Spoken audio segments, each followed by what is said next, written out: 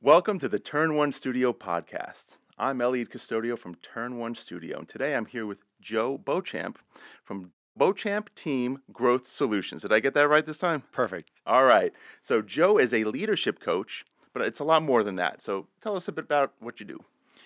So I see that one of the greatest problems that we're having is a lack of leadership. And so everyone has a level of leadership, and everyone, no matter how good they are, can improve their leadership. And so what I do is I help people to understand what does good, effective leadership look like and how to implement different mindsets and different actual strategies on how to get there.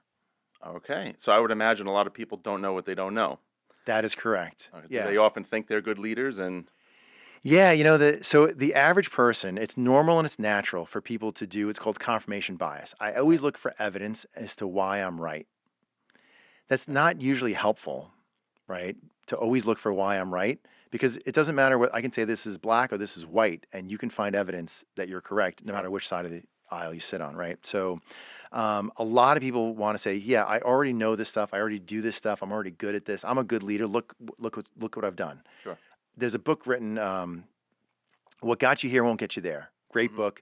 And really it's, what got you here wasn't everything you think got you here. Some of your skills, yeah, they were really good. They got you here. But some of them you got here in spite of those skills, those habits that you have, right? So let's break some of those bad habits, because where you want to go requires a better version of yourself. So let's upgrade your leadership skills to get there. And that's where I come in. I help people to somehow see some of the things that they're not doing right and kind of expand their thinking into ways that can be more effective. Is that similar to the Peter principle, where they kind of grow to a level or they get promoted to a level that's beyond what their skill set is? Yeah, Okay. incompetence. I know you're trying to be nice. I'm trying to be polite about it. Peter said, yeah, incompetence. So people will get promoted up to a position where they're incompetent. Okay. The antidote to the Peter principle, because the Peter principle is it's more than a principle, it's like a law, right? So it's going to happen. Mm-hmm. The antidote to that, to avoid being stuck in a position of incompetence, is that as soon as you can, as early as you can, to continuously develop your leadership skills. Okay. So that when you get to that level that you were incompetent 5 years ago, you've built those skills. You're no longer incompetent today. So what sort of businesses do you work with? I don't have any two clients that are in the same vertical. Okay. Right. So Is that intentional? No, it's just sort of happened to some degree. Really, I have some clients that I won't work with a competitor. Okay. So I don't work in their market, but a lot of it's just been sort of like organic. Somebody comes and says, "Hey, can you help me out?" Of course, I can help you out. And there's so much need. There's always something I can do to add value to them. Okay. Okay. But I like to say, so most of what I do is people to people skills, and every business consists of people with people as customers. As long as you've got people in your business and you've got people as customers, I can help you figure out how to be a better leader in that scenario. Okay. That makes a lot of sense. Obviously, you would deal with people in the C-suite, but how far down do you go? I can go all the way down to the bottommost person in the company. Because they're all people. Because they're all people, yeah, Mhm. and it helps, right? So what I don't like to do is to skip the top level, right? So if and I've been to leaders and I'm like, yeah, I can help here, and they go, oh yeah, they need help, right? If they need help, you need help, right? Okay. So the key is really, if here's the CEO, and then here's their, VP, and then they got the director, and they got the area manager, and so on and so forth. I can't just skip down to the people down here. I need to start from the top and work my way down. Now, how far down I go depends upon how much they need help and how much they want to pay me to help them, because it's not the same price if I help everybody versus help one person, right? But I'll go all the way down to the bottom. And the benefit to that is when I'm training this leader on how to lead this person, if I give this person a little bit of a push, this person has an easier time leading them. Okay. Right? So I work with this person, and then I work with this person and give them a push. I give this person a push.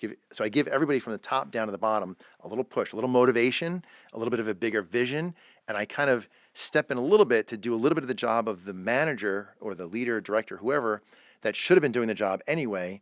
But by me coming in an outside voice, it helps them it helps the team say, oh yeah, we're doing something new. Oh yeah, something's changing. Oh yeah, this is why it feels different. Oh yeah, I understand that better. Oh yeah, now I introduce new language, new ideas, Yeah, and so then when the team leader tries to now lead their team, they already have a little bit of momentum because I help them get that momentum. that's awesome. So how open are is ownership generally? How open are they to acknowledge that they have a problem? So that's the challenge, right? So the clients that come to me, they've already seen that they have a challenge they want to overcome, or in some degree, there's I guess three parts. One is the person who's got a pain, and Okay. their pain is painful, and they need to undo that pain, right? Because that problem has existed for years, Hmm. and it's festered into an issue that they're like, I'm in pain, I need you to come help fix it. The other client, they're not so much in pain, but they've plateaued, right? Okay. Their leadership, they're now maxed at their leadership level. And so their company just plateaus and they're like, I know I can do better. My team, I think they can do better. I've got good people. We're just not getting better. Like That's last an year we had, example of what got you here won't get you there. we got you here, won't get you there. Yeah, Right. you could stay here, but you can't get up higher than that, right? Okay. And then you have the company that says, listen, we need aggressive growth. I envision aggressive growth. We had better prepare. We better get an outside source in for leadership development Okay. because we value leadership development. We know how essential it's going to be. We don't want to get to a headache or plateau They're 5 years forecasting from the now. pain. They're Okay. predicting ahead of time. So they are, they're prescriptive opposed to, reactive. So those are the best clients because they're, like I'm fixing problems that didn't exist, Right. and they get to enjoy peace and happiness and growth and good company culture as they grow because I'm little by little I'm planting the seeds, I'm doing little tweaks, I'm helping people have a better mindset, I'm building up their leadership team so that when the weight gets put on them they're already strong. Like you don't want to have to run from a dog and having never practiced running, right? Right. So if you know that Good hey, analogy. you're going to get chased a year from now, a big ugly dog is going to come chase you Yeah. down the street, and if you started running now you'd be like, okay, you know what, I got this. Don't wait till that day to learn Right. how to run. What is the typical process like to start with you? So I usually talk to somebody in leadership at the company, whether they got to be a decision maker or influential to the decision maker. So Okay. it's not always the CEO that starts talking to me. It could be a director or somebody else who has the ear of the leadership team. Okay. And that person's like, wow, you know what? I see what's going on in the company and I hear what Joe Beauchamp has to say, and it looks like you can help fix this. So then they'll bring me in to talk to the leadership. And I really need to talk to the person at the top, whoever, owner, founder, CEO. And then usually that person paints a picture of how beautiful their company is, Right. right? But then when they're done painting that picture, there's a hole somewhere. And I go, okay, let's take a look at this hole right here. Yeah.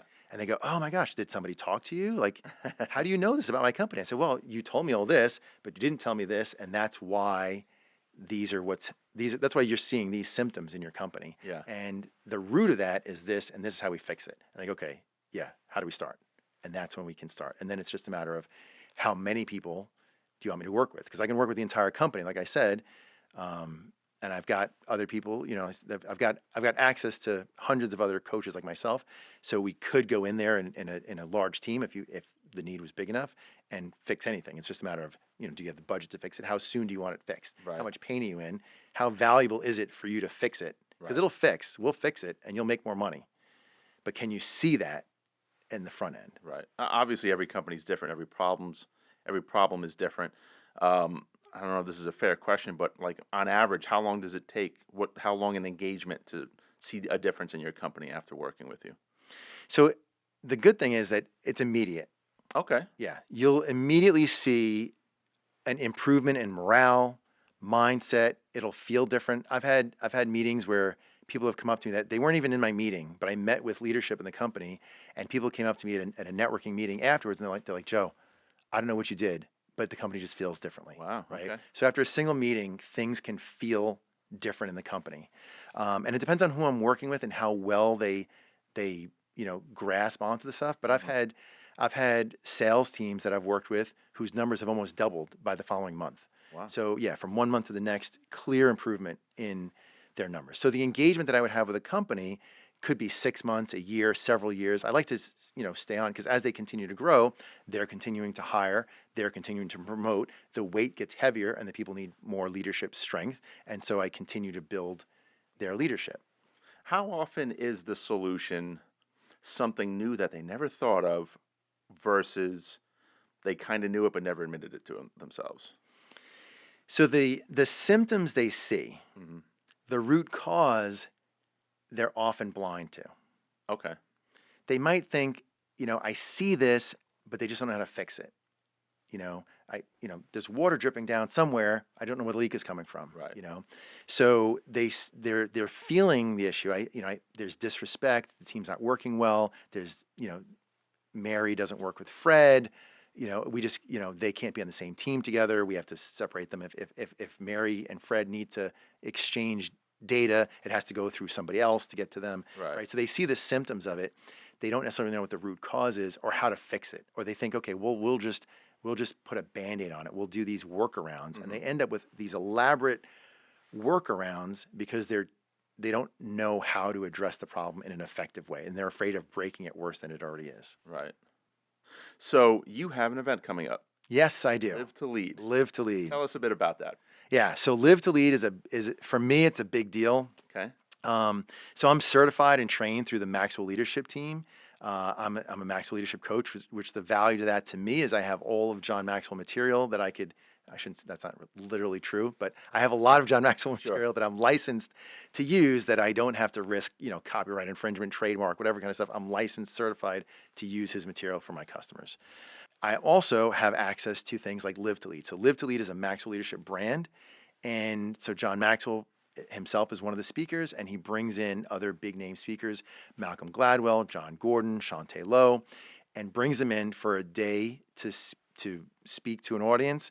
That material is recorded and licensed only to those who license Live to Lead. So so as a John Maxwell coach, I was able to purchase the license for hosting a Live to Lead. There's about 300 of us worldwide that have purchased this license to host a Live to Lead event, and Live to Leads occur between October and February. Okay, that's the period that we have to offer it. So 2 weeks from now, or by the time that your broadcast audience sees this, it'll be less than that. But on January 24th, Friday, it's a full day event. It's starting at 8 a.m. 8 to 9 is breakfast. From 9 to 3 is the main event, and then from 3 to 4 is happy hour networking, open bar, compliments of TechWorks Consulting. We love TechWorks. TechWorks has sponsored happy hour. So, and it's just going to be full of inspiration, good leadership strategies, new mindsets. I want everybody to walk away with a new way of thinking and a new strategy that they can implement as a habit, right? Who makes a good attendee? Anybody who doesn't live in a cave I'll see all you guys there. should be there. So a good attendee is somebody who has a team of people that they work with, either their coworkers and or works for them. If you want to grow, if you feel stagnated or you're in pain or you're forecasting growth, that you're saying, hey, you know what, let me prepare ahead of time.